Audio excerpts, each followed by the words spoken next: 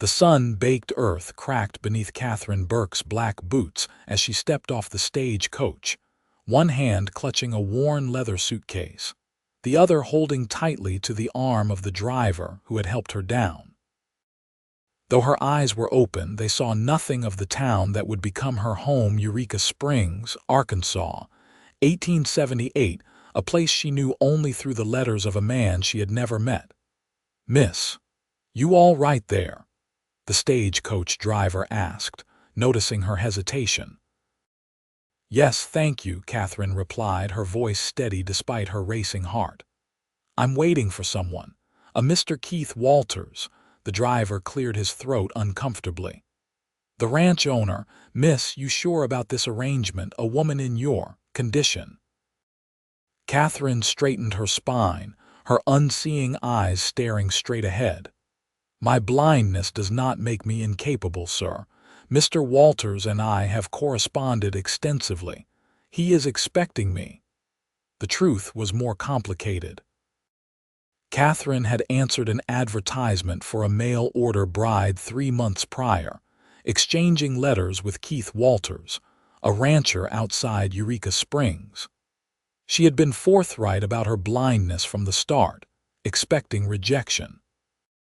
Instead, his letters had continued, filled with descriptions of his ranch, his life, and eventually, a proposal. What she hadn't told him was that she'd lost her sight only 2 years ago to a fever, that she remembered colors, faces, and the world that now existed only in darkness. The sound of approaching footsteps made her turn her head. Heavy boots, a purposeful stride. "Miss Burke." The voice was deep, resonant, with the slightest hint of gravel, exactly as she had imagined when reading his letters with her fingertips. "Mr. Walters, I presume," Katherine replied, extending her hand in the direction of his voice. There was a pause too long before his calloused hand enveloped hers. "Madam, he faltered. She knew immediately. "You didn't believe me about my blindness." Another pause. "No, madam. I reckon I thought you might be exaggerating some. I didn't realize." Katherine's heart sank. This was the moment she had dreaded, when reality would set in and he would regret his decision. She began to withdraw her hand. "I understand if you wish to reconsider our arrangement." His grip tightened, surprising her. "Miss Burke, I made you a promise. I intend to keep it." Then his voice softened, gaining a warmth she hadn't expected. "If you can't see this world, then I'll describe it to you." Something about the sincerity in his voice made Katherine's throat tighten. "You don't have to do that, Mr. Walters." "Keith," he corrected gently. "And yes, I do. Starting with this town. It ain't much to look at, but it's something. The main street runs straight through, with the general store to our left owned by the Hendersons, good folks. The saloons across the way best avoided by proper ladies." There was a smile in his voice now. "The church is at the end of the street, white clapboard with a steeple that needs straightening. And beyond all that, the hills rise up green and rolling, like waves on an ocean that never moves." Katherine found herself smiling. "You have quite the way with words, Mr. Keith." "Had a lot of time to think about them," he replied. "Not much company out on the ranch except the cattle and my dog, Blue." He paused. "Speaking of the ranch, we should get going before the sun gets much higher." "It's about an hour's ride." "Of course." Katherine tightened her grip on her suitcase. "Let me take that," Keith said, gently removing it from her grasp. "Got the wagon just over here. Blue's watching it. You'll hear him before you see him." As if on cue, a deep bark sounded nearby. "That's him," Keith said. "Best cattle dog in the territory, though between you and me, he's getting a bit lazy in his old age." Katherine laughed, and the sound seemed to hang in the air between them. "This way," Keith said, and instead of taking her elbow as most did, he offered his arm properly, allowing her to take it herself. The small gesture of respect wasn't lost on Katherine. As they walked, she became aware of the town around her, the creak of doors, murmured conversations that hushed as they passed, the smell of baking bread from somewhere nearby. "People are staring, aren't they?" she asked quietly. "Yes," Keith admitted. "But not just because of you. I haven't been into town much lately. And a man picking up his mail-order bride is always cause for gossip." He paused. "Does it bother you?" Katherine considered this. "I've grown used to being stared at. What bothers me is what usually comes after the pity." "You'll find no pity at my ranch," Keith said firmly. "Only honest work and fair treatment." They reached the wagon, and Keith described it as he helped her up. Nothing fancy, just sturdy. Painted blue once, but the sun's had its way with it before climbing up beside her. "Blue, meet Miss Burke," Keith said, and Katherine felt something warm and furry press against her leg. "Hello, Blue," she said, reaching down to stroke the dog's head. Blue leaned into her touch. "He likes you," Keith observed, and there was a note of approval in his voice. "Most people, he just tolerates." "I'm honored," Katherine replied, smiling. As they set off, the sounds of town gradually faded behind them. Keith kept his word, describing everything they passed, from the color of wildflowers dotting the roadside to the hawks circling lazily overhead. "The hills are starting to rise around us now," he told her as the wagon climbed.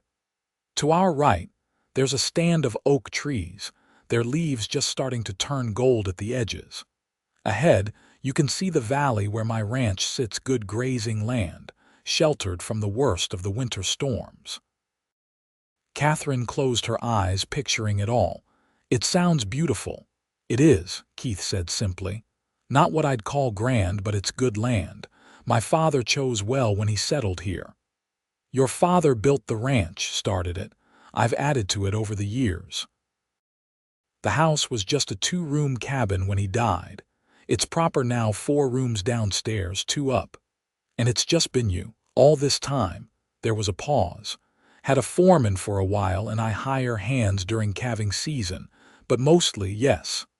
"Lonely," Katherine observed. "Sometimes," he admitted, "but there's always work to be done.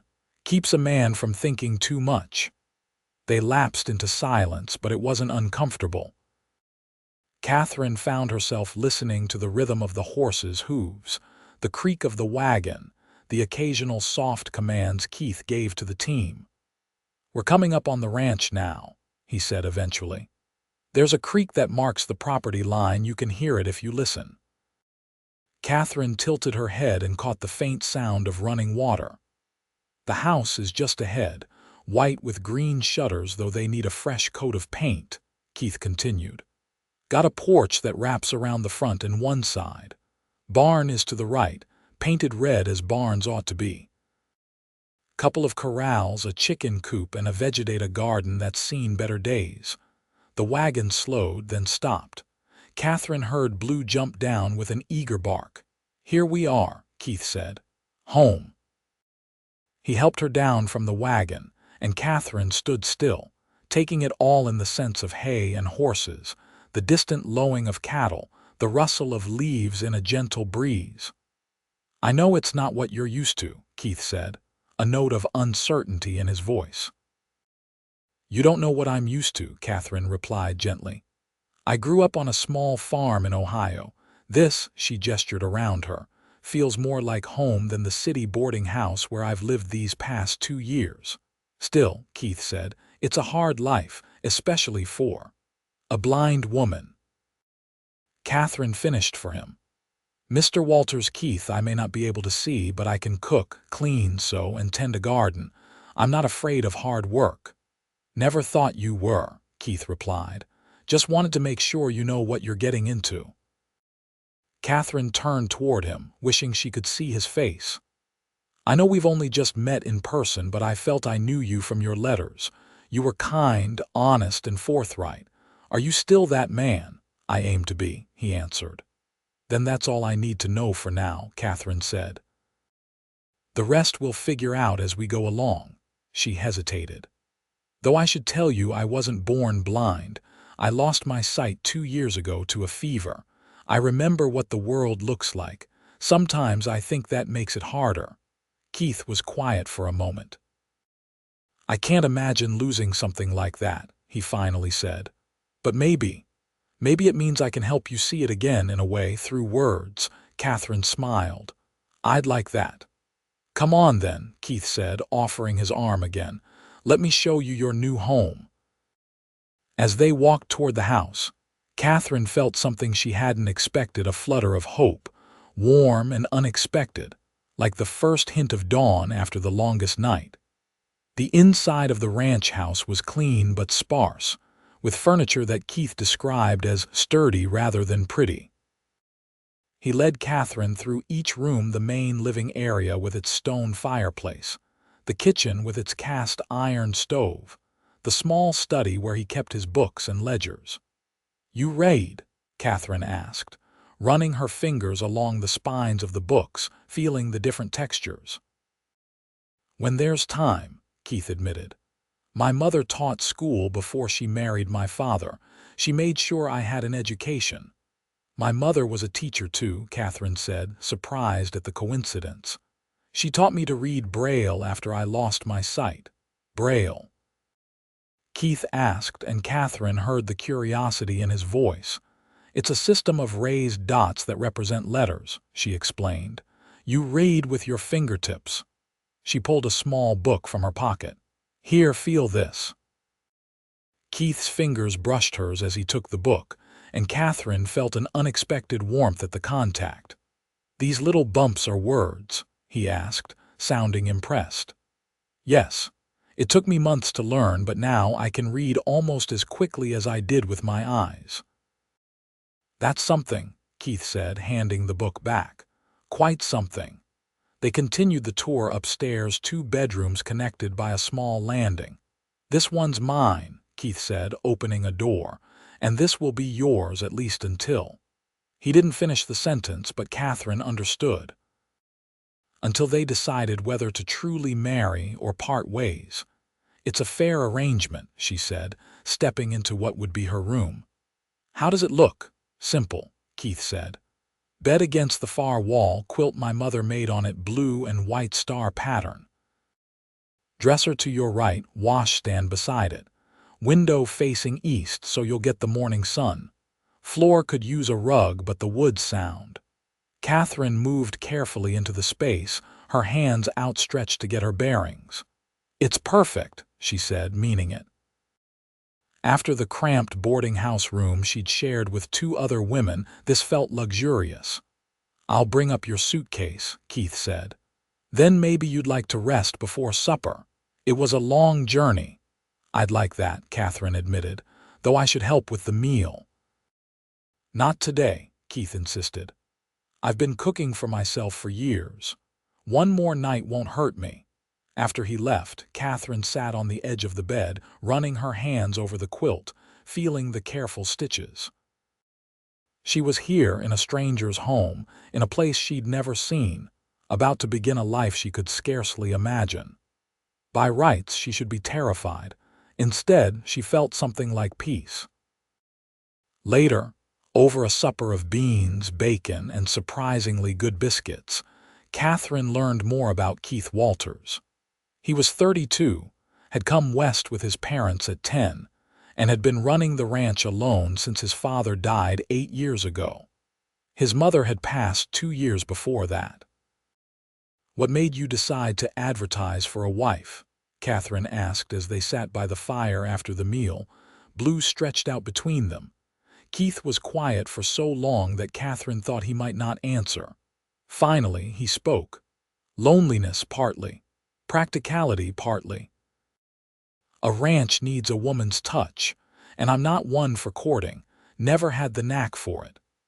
"And you weren't concerned about getting a wife you'd never met?" "Figured I could learn about someone through letters as well as through courting," Keith said. "Maybe better. People tend to be more honest on paper." "Were you honest in your letters?" Katherine asked. "Yes," Keith replied without hesitation. "Were you?" "About everything important," Katherine said, "though I may have made my cooking sound better than it is." Keith chuckled, a warm, rich sound that Katherine found she liked very much. "I reckon we'll survive. And you weren't put off by my blindness." Keith shifted in his chair. "I won't lie, it gave me pause, but then I thought, what difference does it make? You said you could keep house, cook, and such. The rest." He paused. "The rest didn't seem so important." "Most men would disagree," Katherine said softly. "They want a wife who can see to share the beauty of their world." "I can share it with you," Keith said, his voice low. "Just differently." The next morning, Katherine awoke to the sounds of the ranch coming to life, a rooster crowing, cattle lowing in the distance, the clatter of pots in the kitchen below. She dressed quickly in a simple blue calico dress, pinned up her dark hair, and made her way carefully downstairs, counting the steps. She found Keith in the kitchen, the smell of coffee and frying bacon filling the air. "Morning," he said, hearing her enter. "Coffee's hot if you'd like some." "Please," Katherine said, moving toward the sound of his voice. "And then I'd like to learn the layout of the kitchen, if you don't mind. I can't help much if I don't know where things are." "Of course," Keith agreed, placing a cup of coffee in her hands. "Though I should warn you, nothing's organized in any particular way." Katherine smiled. "Then we'll have to remedy that, won't we?" They spent the morning arranging the kitchen to Katherine's satisfaction, with Keith patiently describing each item and its location. By noon, she felt confident enough to insist on preparing lunch herself. "Just sandwiches," she said when Keith protested. "I need to start being useful." "You don't have to prove anything," Keith told her, but he relented. As days turned into weeks, they established a routine. Keith rose before dawn to tend to the cattle and other ranch chores, while Katherine managed the house, cooking meals, cleaning, and eventually taking over care of the vegetable garden, which she revived with careful tending. Every evening after supper, they sat by the fire, and Keith would describe something new to her: the sunset that evening, a deer that had wandered near the house, the changing colors of the autumn leaves. Sometimes he read aloud from one of his books, and Katherine found that he had a gift for bringing the words to life. "You could have been a preacher with that voice," she teased him one evening. "Never had the calling," Keith replied, "or the holiness." "Are you a wicked man then, Mr. Walters?" Katherine asked lightly. "No," he said after a moment, "just an ordinary one." But Katherine was discovering there was nothing ordinary about Keith Walters. Behind his quiet manner was a thoughtful mind, a dry wit, and a kindness that revealed itself in countless small ways: the way he'd carved pegs at consistent heights around the house, so she could hang her things and find them easily; how he'd strung a rope from the house to the garden, so she could find her way independently; the careful descriptions he gave that somehow always included the details that mattered most to her. One evening in late October, as the first chill of winter crept into the air, Keith came in from the barn later than usual. Katherine had kept his supper warm, and she heard the weariness in his footsteps as he entered. "Rough day?" she asked, setting a plate before him. "One of the heifers got herself stuck in the creek," Keith sighed. "Took most of the afternoon to get her out." "Did she survive?" "She did, though I'm not sure her dignity will ever recover," Keith said, and Katherine laughed. As they ate, Katherine sensed something was on Keith's mind. He was quieter than usual, the pauses in conversation stretching longer. "Is something troubling you?" she finally asked. Keith set down his fork. "We need to talk about something." Katherine's heart sank. Was this it? Had he decided their arrangement wasn't working? "Winter's coming," Keith continued. "In another month or so we could be snowed in for days at a time. If you're having doubts about staying, now would be the time to say so before travel gets difficult." "Are you asking me to leave?" Katherine asked carefully. "No," Keith said quickly. "No, I'm not.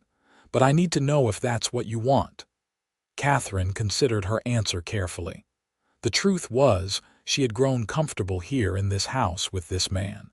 More than comfortable, she had found a peace she hadn't known since losing her sight. Keith never treated her blindness as a tragedy or a burden. He simply accepted it as part of who she was and adjusted accordingly. "I don't want to leave," she said finally. "Unless you want me to." "I don't," Keith said, and there was a certainty in his voice that warmed her. "But there's something else we need to discuss." "The wedding," Katherine guessed. "Yes. Our arrangement was to marry after a suitable getting-acquainted period. It's been nearly 2 months now. I think we know each other well enough to decide." Katherine folded her hands in her lap. "And what have you decided?" "That's not how this works," Keith said gently. "This has to be a choice we make together. I won't hold you to the agreement if you've changed your mind." "And if I haven't?" Katherine asked, her heart beating faster. "Then I'd be honored to make you my wife," Keith said simply. "But I need you to be sure. Marriage is binding, Katherine. I wouldn't want you to regret it." "I've never been surer of anything," Katherine replied, surprised at how true the words felt.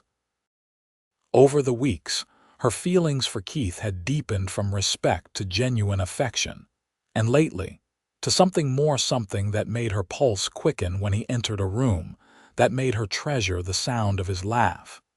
"You truly want to marry me?" Keith asked, and there was a vulnerability in his voice she'd never heard before. "I do," Katherine said. "Very much." Keith reached across the table and took her hand in his. "Then we'll make arrangements. The preacher comes through the first Sunday of every month. That's just over a week away." "So soon?" Katherine asked, though she wasn't opposed to the idea. "Unless you want more time," Keith said. "Or a bigger wedding. I just thought—" "No," Katherine interrupted. "A simple wedding is perfect. I have no family to invite anyway." "Nor I," Keith said. "But we could invite some of the neighboring ranchers, make a proper celebration of it." "I'd like that," Katherine said, squeezing his hand. They were married the following Sunday in the small church in Eureka Springs, with a handful of Keith's neighbors and business associates in attendance. The ceremony was brief but meaningful, and when the preacher pronounced them husband and wife, Keith's kiss was gentle, almost reverent. The wedding dinner was held at the ranch, with the guests bringing dishes to share. Katherine had baked a cake, and though she worried it might not look perfect, Keith assured her it was beautiful. "Tastes even better than it looks," he told her as they shared a slice. "You're a woman of many talents, Mrs. Walters." The name sent a thrill through Katherine. Mrs. Walters. She was someone's wife now, not just a blind woman trying to make her way in a world that had little use for her. As the evening wore on, the guests gradually departed, until only Katherine and Keith remained. A new awkwardness fell between them as they cleared away the last of the dishes. "I've moved my things to the main bedroom," Keith said finally, "but I can sleep in the other room if you'd prefer to wait." Katherine dried her hands on a towel, her heart pounding. "That won't be necessary," she said quietly. "We are married after all." "Yes," Keith agreed, his voice rough. "We are." Later, in the darkness of their bedroom, Keith's hands and lips explored her body with the same careful attention he gave to everything else, and Katherine discovered that there were ways of seeing that had nothing to do with eyes. When they finally lay together, her head on his chest, listening to the steady beat of his heart, Katherine felt a completeness she'd never known before. "Are you all right?" Keith asked, his fingers tracing patterns on her bare shoulder. "More than all right," Katherine assured him. "I'm happy." "So am I," Keith said, and she could hear the smile in his voice. Winter descended on the ranch in earnest, bringing with it snow that transformed the landscape. Keith described it to Katherine as they stood on the porch one morning, like God laid a clean white blanket over everything, with just the dark lines of the fences and trees breaking it up. The cold weather brought new challenges for Katherine, but also new joys. The enforced isolation meant more time together in the evenings, reading by the fire or just talking. Keith taught her to play checkers with specially marked pieces, and Katherine taught him some of the songs her mother had sung.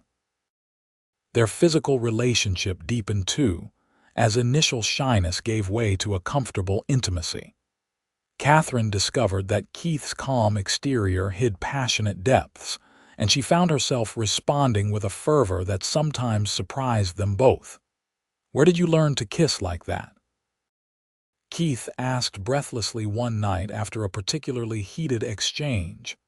"I didn't," Katherine admitted.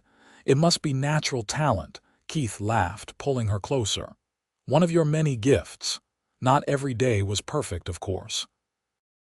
They had disagreements, as all couples do, about money, about the running of the ranch, about small irritations that sometimes grew larger in the isolation of winter. Keith could be stubborn, and Katherine sometimes retreated into silence when upset, a habit that drove him to distraction. "I can't fix what I don't know is broken," he told her after one such episode. "Not everything can be fixed," Katherine replied. "No," Keith agreed, "but nothing can be fixed if we don't try." It was a lesson they both took to heart, learning to speak their minds more openly, to listen more carefully, to compromise when necessary. In February, just as the worst of winter seemed to be easing, a blizzard struck without warning. Keith had gone to check on a pregnant heifer in the lower pasture, promising to be back before noon. When afternoon came with no sign of him, Katherine began to worry. By evening, with the wind howling around the house and the temperature dropping rapidly, her worry had turned to fear. Blue, who had stayed behind, grew restless, pacing by the door and whining. "I know," Katherine told him, scratching behind his ears. "I'm worried too." When darkness fell and Keith still hadn't returned, Katherine knew she had to act. She couldn't go searching herself blind in a blizzard. She would only become another victim. But Blue knew the ranch better than anyone. Bundling up in Keith's spare coat and her warmest clothes, Katherine attached a rope to Blue's collar and opened the door. "Find Keith," she told the dog. "Find him, Blue." The dog hesitated only a moment before plunging into the storm, Katherine holding tightly to the rope attached to his collar. The cold hit her like a physical blow, the wind snatching her breath away. Snow blinded even those who could see, but Blue moved forward confidently. They trudged through snow that sometimes reached Katherine's knees, the dog leading, occasionally stopping to make sure she was still following. Katherine lost all sense of direction, putting her faith entirely in Blue's instincts. Her fingers grew numb despite her gloves, and her face burned with cold.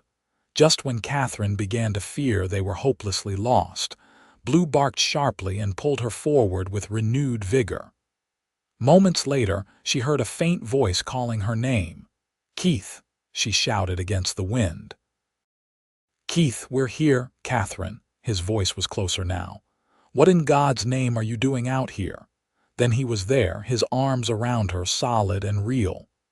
"You're freezing," he said, his voice tight with worry. "You shouldn't have come out in this." "You didn't come home," Katherine said simply. "Blue and I came to find you." Keith's arms tightened around her. "I got turned around in the storm. The heifer is fine, but I couldn't find my way back." He paused. "I can't believe you found me." "Blue found you," Katherine corrected. "I just followed." "Smart dog," Keith said, and Katherine heard him pat Blue's head. "But we need to get back before we all freeze. The barn is closer than the house from here. We'll shelter there until the storm passes." With Keith leading the way and Blue beside them, they made their way to the barn. Inside, it was still cold, but the walls blocked the wind, and the presence of the animals provided some warmth. Keith found blankets stored for emergencies and wrapped one around Katherine's shoulders. "Your hands are like ice," he said, taking them between his own and rubbing gently. What were you thinking, coming out in a blizzard? I was thinking my husband might be freezing to death, Katherine replied. What would you have done if our situations were reversed? Keith was silent for a moment. The same, he admitted, but it was still a foolish risk. Perhaps, Katherine conceded, but I couldn't bear the thought of losing you. Keith's hand stilled. I love you, Katherine, he said, the words emerging almost as if against his will. I think I have since I first saw you step down from that stagecoach, standing so straight and proud despite everything.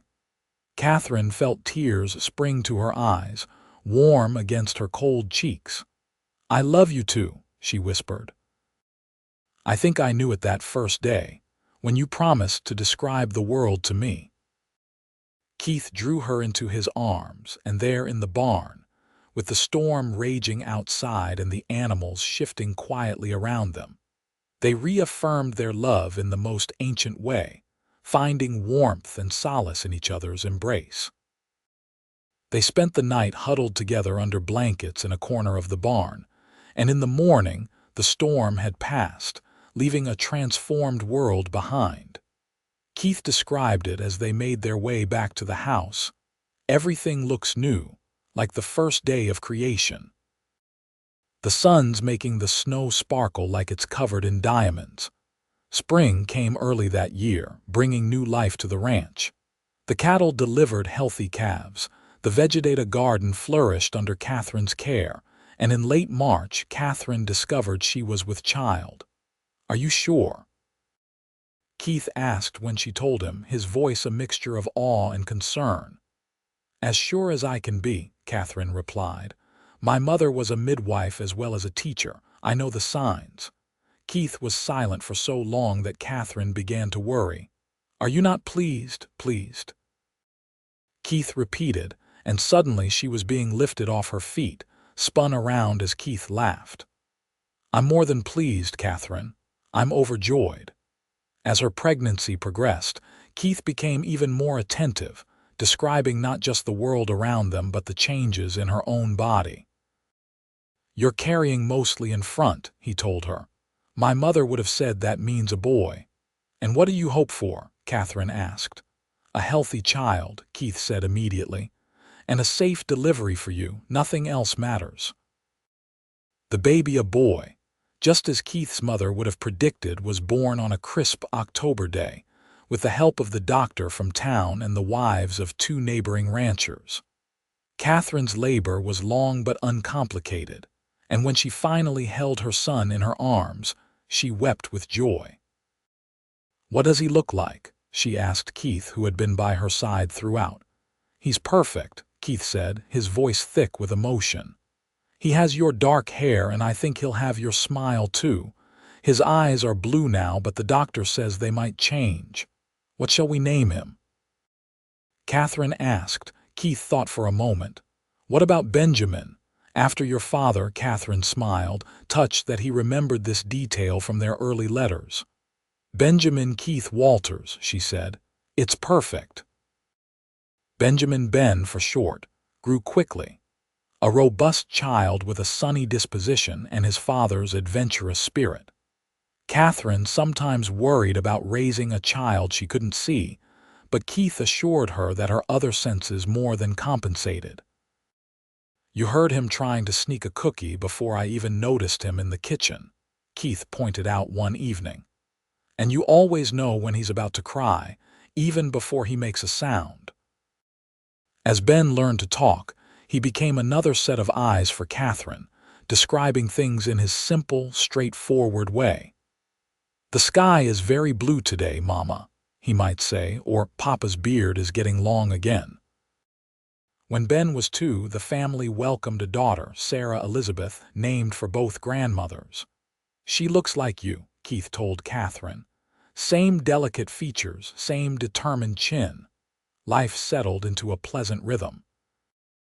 The ranch prospered under Keith's management, allowing them to hire more help and make improvements to the house and property. Katherine started a small business selling preserves and baked goods in town, her blindness no impediment to creating goods that quickly gained a reputation for excellence. When Ben was 5, Keith built a small schoolhouse on the property and hired a teacher, not just for their children but for those of their workers and neighbors as well. "Education is important," he told Katherine when she expressed surprise at the expense. "My mother knew that, and so did yours." The years passed, marked by the seasons, the growth of their children, the small triumphs and challenges of ranch life. Keith and Katherine's love deepened with time, moving beyond the initial passion to something more enduring, a partnership based on mutual respect, shared values, and an unwavering commitment to each other. On their 10th wedding anniversary, Keith surprised Katherine with a special gift, a small piano for the parlor. "How did you manage to get this all the way out here?" Katherine asked, running her hands over the smooth wood in wonder. "With considerable difficulty," Keith admitted. "But I remembered you writing that you played as a girl before you lost your sight. I thought you might like to play again." "I haven't touched a piano in 12 years, Katherine said, her voice uncertain. "Your fingers will remember," Keith assured her. He was right. Though rusty at first, Katherine found that the music came back to her, bringing with it memories of her childhood home, of her mother teaching her to play simple tunes. Soon, she was playing regularly, filling the house with music in the evenings while Keith and the children listened. Ben, now 9, showed an aptitude for ranch work that made his father proud. "He has a way with the horses," Keith told Katherine. "Better than mine already." Sarah, at 7, was more bookish, often asking her mother to read to her from the growing library of Braille books they had acquired over the years. "Read the one about the girl who falls down the rabbit hole," she would beg, curling up beside Katherine on the sofa. Life wasn't without its hardships. A drought in their 12th year together nearly ruined them, forcing Keith to sell off half the herd at depressed prices to keep the ranch going. A bout of scarlet fever swept through the area when Ben was 11, taking the lives of several children in the community, though the Walters children were thankfully spared. Through it all, Keith continued his practice of describing the world to Katherine, from the changing seasons to the growth of their children, from the smallest wildflower to the grandest sunset. "You see more than most people with perfect vision," Katherine told him once. "I see differently because of you," Keith replied. "You taught me to notice things I never would have before: the sound a leaf makes when it falls, the way the air changes just before it rains, the texture of tree bark beneath your fingers." As their children grew older, they too took up the practice, each developing their own style of description. Ben focused on action and movement: how the horses ran, the way the wind bent the grass, the flight of birds across the sky. Sarah had a gift for detail, noticing the smallest changes in their familiar world: a new bird's nest in the oak tree, the first spring flowers pushing through the soil. When Ben turned 16, Keith took him on his first cattle drive, leaving Katherine and Sarah to manage the ranch for 2 weeks. Though Katherine worried, she was no longer the city woman who had stepped off the stagecoach 18 years earlier. She knew every inch of the ranch by heart, could judge the health of the animals by sound and touch, could predict the weather by the smell of the air. "You'll do fine," Keith assured her before they left. "You know this place as well as I do." "Better in some ways," Katherine agreed with a smile. "Be careful, both of you." The cattle drive was successful, bringing in enough money to make some long-planned improvements to the ranch. Ben returned transformed, standing taller, speaking with new confidence. "He's becoming a man," Keith told Katherine privately. "A good one." Sarah blossomed too, showing a talent for teaching that reminded Keith of both grandmothers. At 14, she began helping with the younger children at the ranch school. And by 16, she was teaching reading and arithmetic under the supervision of the regular teacher. She wants to go to the normal school in Little Rock, Keith told Katherine one evening as they sat on the porch, listening to the night sounds. To become a proper teacher. And what did you tell her? Katherine asked. That we'd find a way to make it happen, Keith replied. If that's what she truly wants. Katherine reached for his hand, finding it easily in the darkness. You're a good father, Keith Walters. I try to be, he said. Sometimes I think back to that day you arrived, how close I came to making the biggest mistake of my life. What do you mean? Katherine asked. For a moment, just a moment, I considered backing out of our arrangement when I realized how completely blind you were, Keith admitted. I thought it would be too difficult, too much responsibility. I'm ashamed of that now. Don't be, Katherine said gently. It was a natural reaction. What matters is what you did, not what you thought about doing. What I did was make the best decision of my life, Keith said, squeezing her hand. Marrying you. Ben married at 21, a girl from a neighboring ranch who had been sweet on him since childhood. They built a small house on the property, with plans to eventually take over the main ranch operations as Keith grew older. Sarah did go to the normal school, returning 3 years later as a qualified teacher who took over the ranch school, expanding it to accommodate more children from the surrounding area. As Keith and Katherine entered their 3rd decade together, they found a new sweetness in their relationship, the comfort of long familiarity mixed with the continuing discovery of each other. Their physical passion had mellowed but not diminished, and they still found joy in the simple pleasure of holding hands on the porch at sunset. One evening, as they sat in their customary places, Keith sighed deeply. "What is it?" Katherine asked, attuned as always to his moods. "I was just thinking about time," Keith replied. "How it passes, how we change. I'm an old man now, Katherine." "Hardly," she scoffed. 54 is not old." "It is when you've spent your life working a ranch," Keith said. "I feel it in my bones on cold mornings." Katherine reached for his hand. "Tell me what you see," she said, reverting to their old ritual. Keith was quiet for a moment, gathering his thoughts. "I see the sun setting behind the hills, painting the sky in shades of orange and pink and purple that would make an artist weep. I see the old oak tree we planted the year Ben was born, now tall enough to shade half the yard. I see the flowers you and Sarah set out along the walkway, bright against the green grass." He paused, his voice growing softer. "I see our home, Katherine, the home we built together.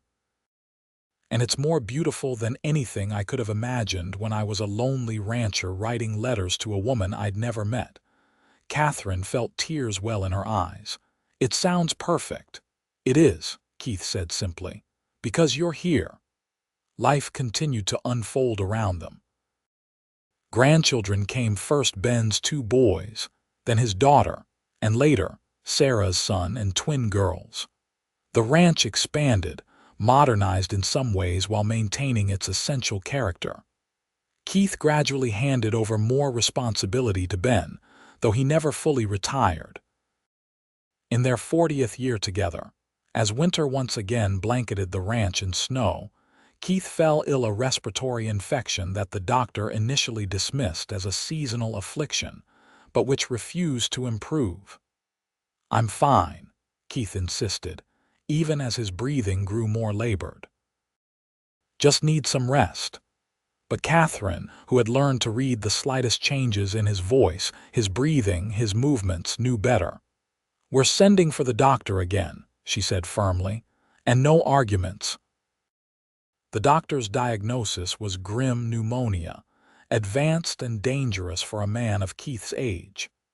"Keep him warm, make sure he drinks plenty of fluids and pray," was his advice. For 2 weeks, Katherine barely left Keith's bedside, sleeping in short bursts in the chair beside him, listening constantly for changes in his breathing.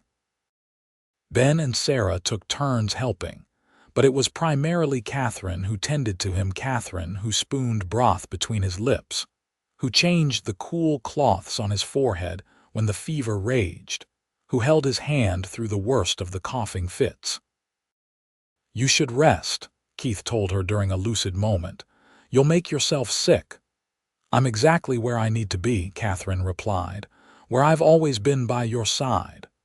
On the 15th day, the fever broke and Keith's breathing eased. The doctor, summoned again, pronounced it a remarkable recovery. "He's not out of danger yet," he cautioned, "but the worst has passed, I think." Slowly, Keith regained his strength. By spring, he was able to sit on the porch again, though he tired easily and had developed a permanent wheeze in his chest. "Describe the spring to me," Katherine asked him one warm afternoon. "Like you used to." Keith chuckled, the sound rough but genuine. "Still asking me to be your eyes after all these years?" "Always," Katherine said simply. Keith was silent for a moment, gathering his thoughts as he always did before these descriptions. "The grass is that bright green it only gets in early spring, almost too bright to look at in the midday sun. The wild roses along the fence line are starting to bloom pink and white against the dark wood. In the east field, the wildflowers have come up purple and yellow and blue, like somebody spilled a paint box across the land." He paused, taking a careful breath. "The apple trees we planted when Sarah was born are in full blossom, white with just a hint of pink at the edges, like they've been dusted with color. Bees are moving among them, so many that you can hear the hum from here. And the sky is that perfect spring blue that makes you think it goes on forever." Katherine sighed contentedly, picturing it all in her mind. "You still have the gift," she said. "Your words still make me see." "Good," Keith said, reaching for her hand. "Because I plan to keep describing this world to you for many years to come." And he did. Though never fully recovering his former strength, Keith lived another 7 years, gradually slowing but never losing his keen eye for detail, or his desire to share the world with Katherine. They celebrated their 47th wedding anniversary surrounded by children, grandchildren, and even 2 great-grandchildren, with Keith insisting on dancing with Katherine despite his frailty. "Not bad for an old cowboy," he whispered in her ear as they swayed gently to the music. "You'll never be old to me," Katherine replied, holding him a little tighter. 3 months later, on a crisp autumn morning, Keith passed peacefully in his sleep, his hand clasped in Katherine's as it had been every night for nearly half a century. In the days that followed, as family gathered and neighbors brought food and comfort, Katherine moved through her grief with quiet dignity. She had known this day would come, had prepared for it in her mind if not in her heart. The night after the funeral, as she sat alone on the porch in Keith's chair, Sarah joined her, sitting quietly for a time before speaking. "How are you, Mother?" she asked gently. "I'm adjusting," Katherine replied. "It's strange after so many years to be without him." "He loved you so much," Sarah said. "We all saw it every day." "And I loved him," Katherine said simply. "He gave me a life I never thought I'd have." They sat in comfortable silence for a while, listening to the night sounds: crickets, the distant lowing of cattle, the rustle of leaves in a gentle breeze. "What are you thinking about?" Sarah finally asked. Katherine smiled, a small, private smile. "I was remembering something your father said to me the day we met. I just told him I was blind, and he said, 'Then I'll describe the world to you.' And he did, Sarah. For 47 years, he helped me see this ranch, this life, all of you, in a way I never could have otherwise. He taught us to do the same," Sarah said. "Ben and I, the grandchildren, we all learned from him how to really see, how to notice details, how to put things into words." "Yes," Katherine agreed. "That's his legacy. Not just this ranch, not just our family, but a different way of seeing the world. "Will you stay here?" Sarah asked. "You could come live with David and me, or with Ben and Mary. You shouldn't be alone." "This is my home," Katherine said firmly. "I know every inch of it, every sound, every smell. And Keith is here in every corner, every room. I'm not ready to leave that yet." Sarah didn't argue. She knew her mother's strength, her independence, her deep connection to the ranch she had helped build. In the years that followed, Katherine continued to be a central figure in the family and the community. She taught her grandchildren and great-grandchildren to read Braille, to bake her famous apple pies, to listen to the world around them with the same attention she had always given it. And sometimes, sitting on the porch in the evening, she would close her eyes and hear Keith's voice describing the sunset, as clear and vivid as if he were sitting beside her still. "The sky is on fire tonight, Katherine," he would say. Orange and red at the horizon, fading to purple overhead with a single star just beginning to show. The trees are silhouettes now, black against the colored sky. It's the kind of sunset that makes you believe in God, in beauty, in the goodness of this world. And Katherine would smile, because even in his absence, Keith was still keeping his promise, still describing the world to her, still helping her see the beauty that surrounded her, the beauty they had created together in their shared life. In her 90th year, as spring once again transformed the ranch, Katherine joined Keith in the small family cemetery on the hill overlooking the house. Their children, grandchildren, and great-grandchildren gathered to say goodbye to the remarkable woman who had shown them that true vision has little to do with eyes and everything to do with heart. On her headstone, beneath her name and the dates that marked her time on earth, they carved a simple epitaph. She saw the world with perfect clarity,